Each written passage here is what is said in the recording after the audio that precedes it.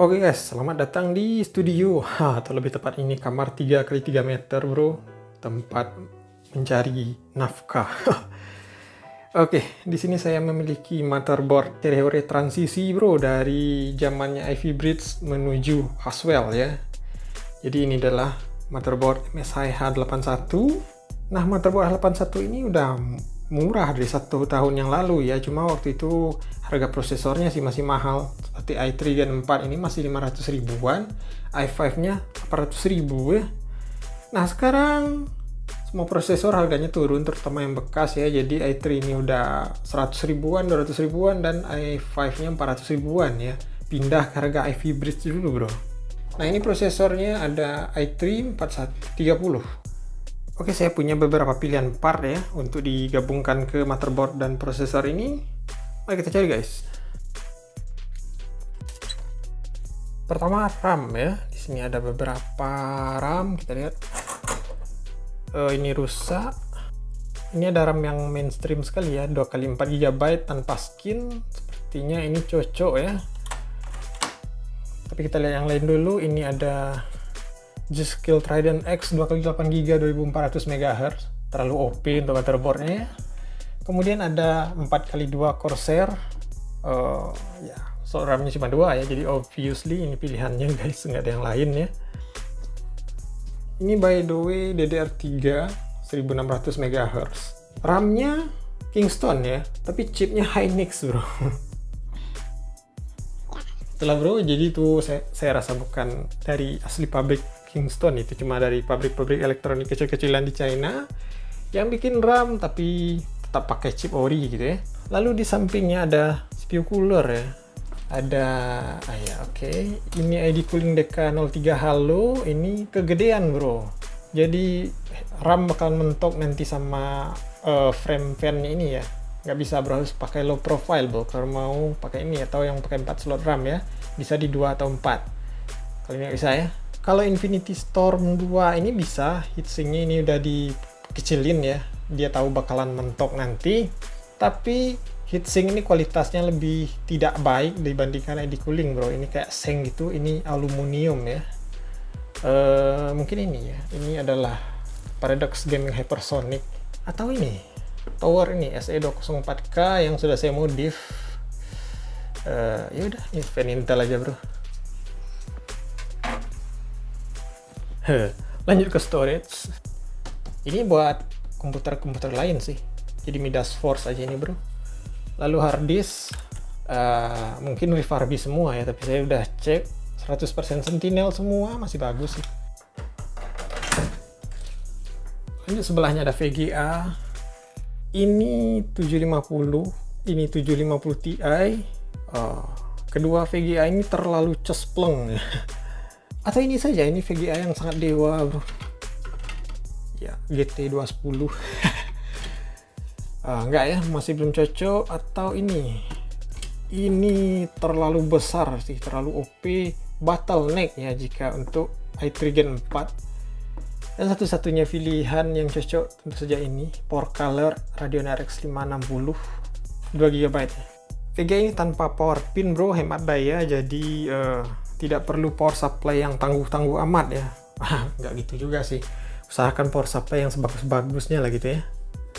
Power supply ada Armageddon 235FX, terlalu ngepas ya dan mengundang kontroversi mungkin. Thermaltake Tough Power 750W Gold, terlalu OP ya. Dan sisa satu lagi Super Flower 500W pure ya, ini power supply pure Korea bro. Super Flower ini salah satu yang terbaik dari Korea.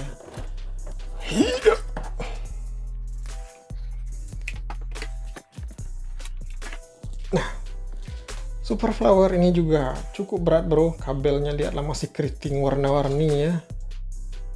Di sini ada fan yang sudah di repaint. Penonton lebih suka RGB tampaknya.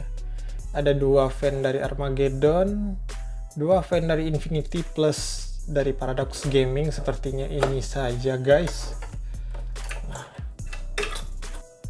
Alcatraz Azura Ziox terlalu kecil ya, Kronos kegedean, Iskander Paradox Gaming Karasu udah dipakai, kayaknya Iskander nih deh. Ini Iskander ini kecil, minimalis, tapi airflow-nya bagus.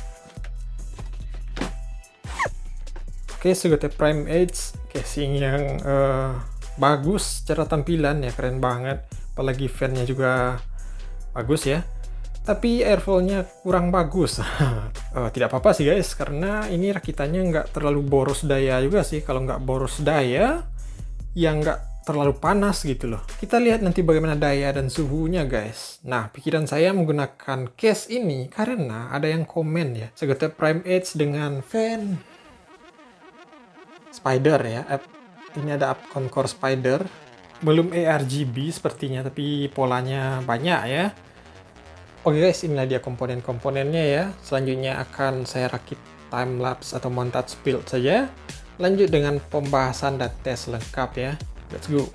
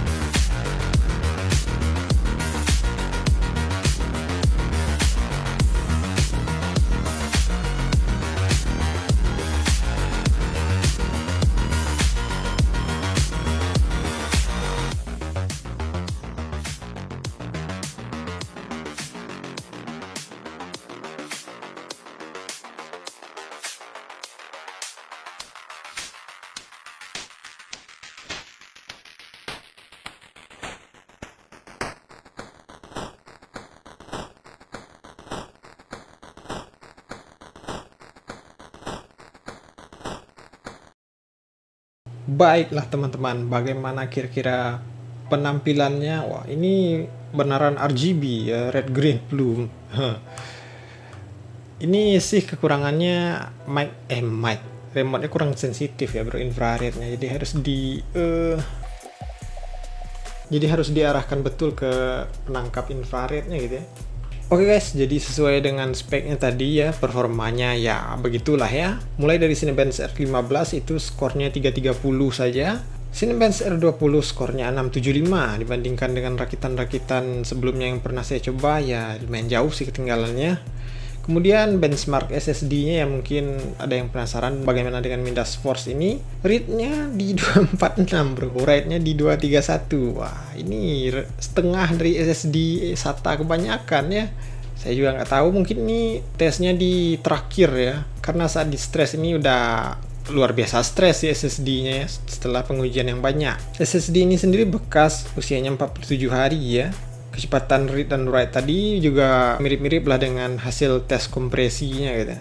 Lalu tes Unigine Heaven 720p settingan high didapatkan 93 fps, skornya 2343. Berikut juga ada perbandingan dengan PC yang pernah saya rakit sebelumnya. Lanjut ke 3D Mark, Time Spy skornya 1639, Firestrike di 4596.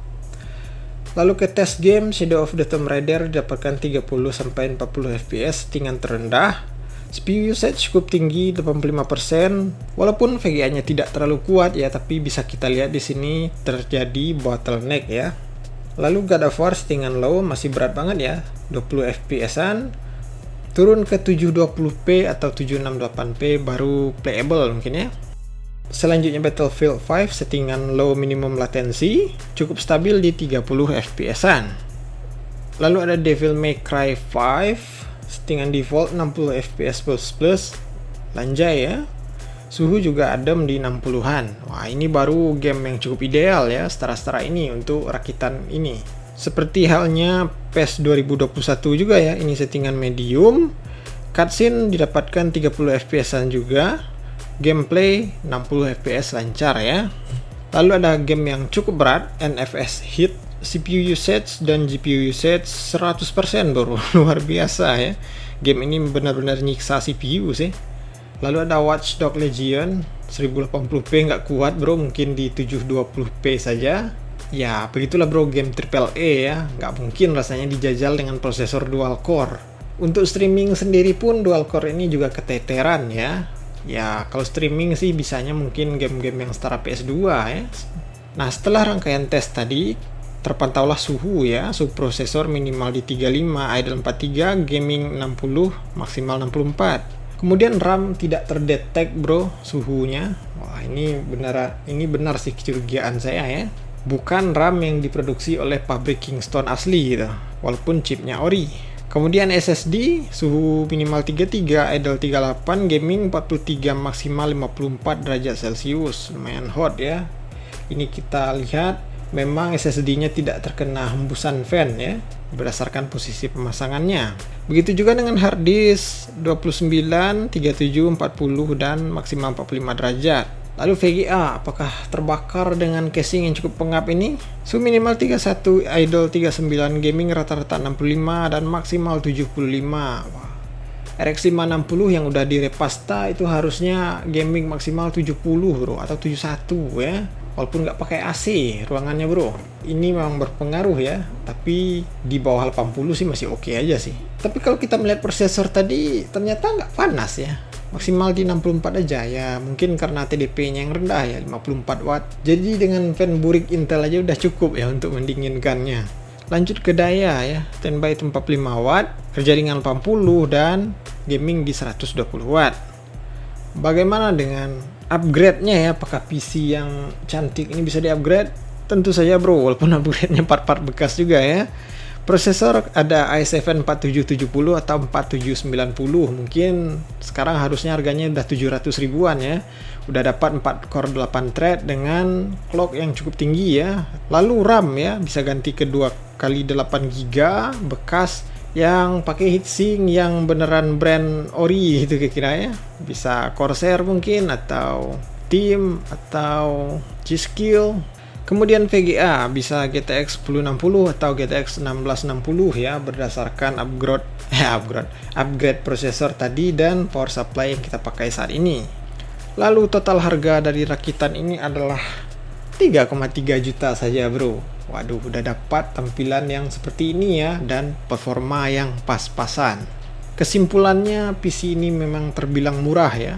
3 juta lebih sedikit saja sudah dapat tampilan yang cantik, walaupun airflow-nya agak buruk ya. Walaupun performanya saat ini nanggung ya, tapi masih bisa di-upgrade seperti yang saya sebutkan tadi. Tapi sekali lagi saya katakan, harap berhati-hati jika membeli part-part PC bekas ya. Teliti bro. Oke guys, itu saja. Bagaimana tanggapannya tentang PC satu ini? Silahkan berkomentar, kritik, saran, dan unek-unek lainnya ya. Terima kasih banyak sudah menonton hingga sejauh ini. Terima kasih dan salam juga kepada 10 subscriber terbaru kita. Ada Fatoni Ashari, BWY2, Masud Algani, Rizky Ploza, Albert Charlie, Q, YT, Nafis Zen, Wisnu Wardana, Agung Mahendra Wiratama, dan subscriber sebelum-sebelumnya yang tidak bisa saya sebutkan ya.